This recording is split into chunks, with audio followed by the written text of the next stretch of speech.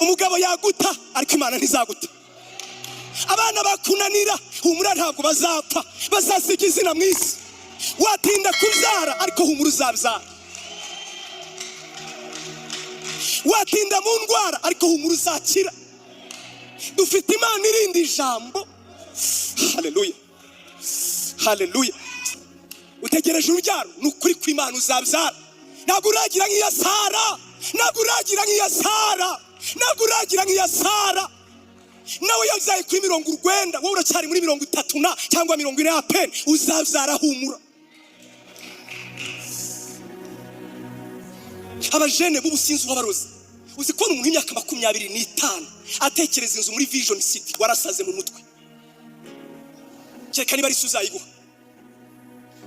Ubwo ngubwo arimo arakizwa, ubwo ngubwo arashaka kwigiranya nanjye yewe, umuntu umukozi w'Imana. Munanye mere nka Pastor Senga, ngana nawe nta nkweto nagiraga.